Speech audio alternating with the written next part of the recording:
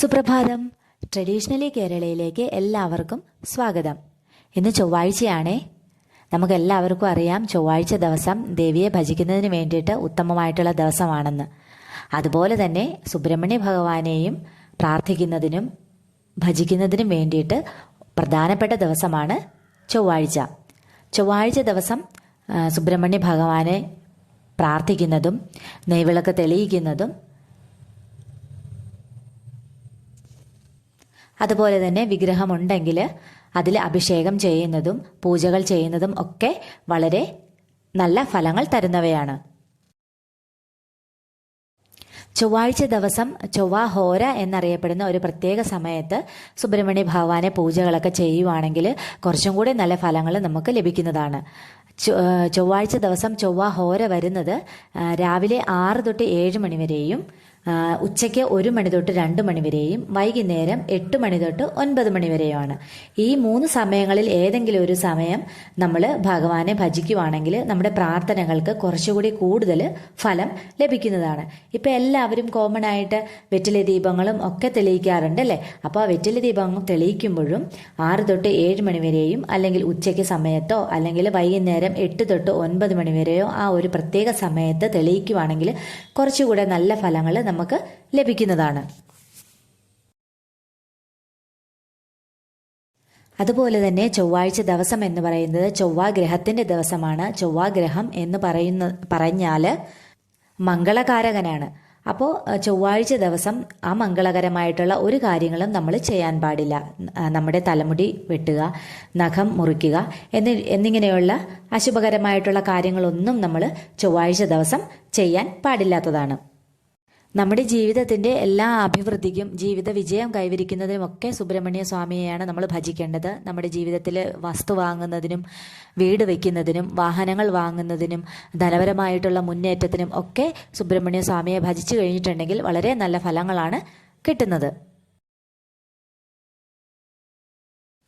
അതുപോലെ തന്നെ ചൊവ്വാഴ്ച ദിവസം പൂജാമുറി ചുവന്ന പൂക്കൾ കൊണ്ട് അലങ്കരിക്കുന്നതും ചുവന്ന പൂക്കൾ കൊണ്ട് സുബ്രഹ്മണ്യ ഭഗവാനും ദേവിക്കും അർച്ചനകൾ ചെയ്യുന്നതും പൂജകൾ ചെയ്യുന്നതും ഒക്കെ വളരെ ഉത്തമമായിട്ടാണ് പറയപ്പെടുന്നത്.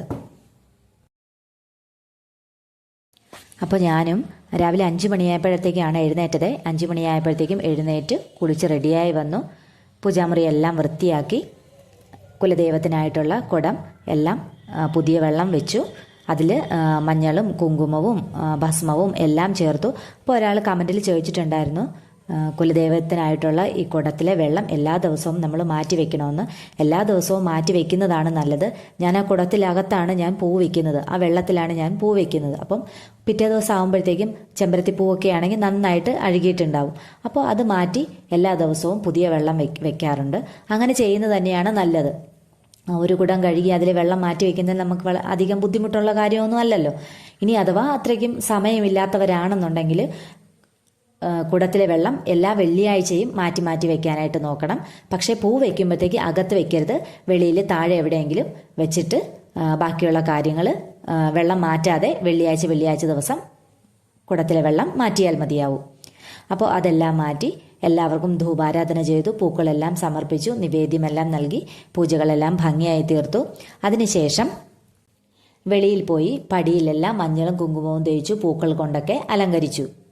അപ്പോൾ ഇതിൻ്റെ കൂട്ടത്തിൽ ഇന്നും നമ്മുടെ 21 ദിവസത്തെ ധനപരമായിട്ടുള്ള മുന്നേറ്റത്തിന് വേണ്ടിയിട്ട്, ധനപരമായിട്ടുള്ള എല്ലാ തടസ്സങ്ങളും മാറി ധനം നമ്മുടെ കയ്യിലേക്ക് വരാൻ വേണ്ടിയിട്ട് 21 ദിവസത്തെ ഒരു പരിഹാരക്രിയ അതും ഞാൻ ഇന്ന് ചെയ്തിട്ടുണ്ടായിരുന്നു പൂജയുടെ കൂട്ടത്തിൽ. അപ്പോൾ അതിൻ്റെ വിശദമായിട്ടുള്ള ഒരു വീഡിയോ ഞാൻ ഇതിനു മുമ്പേ വ്ലോഗിൽ അപ്ലോഡ് ചെയ്തിട്ടുണ്ട്. അത് കാണാനായിട്ട് താല്പര്യമുള്ളവർ അത് പോയി കാണുമെന്ന് പ്രതീക്ഷിക്കുന്നു. അതുപോലെ തന്നെ നമ്മൾ ചൊവ്വാഴ്ച ദിവസം വ്രതം എടുക്കുന്നത് ദേവിക്കും ഹനുമാനും വേണ്ടിയിട്ടാണ്. ഇത്രയാണ് ഇന്നത്തെ വീഡിയോയുടെ വിശേഷങ്ങൾ. വീഡിയോ ഇഷ്ടപ്പെട്ടിട്ടുണ്ടെങ്കിൽ ലൈക്ക് ചെയ്യാനും ചാനൽ സബ്സ്ക്രൈബ് ചെയ്യാനും മറന്നു പോകരുത്. എല്ലാവർക്കും ശുഭദിനം. നന്ദി.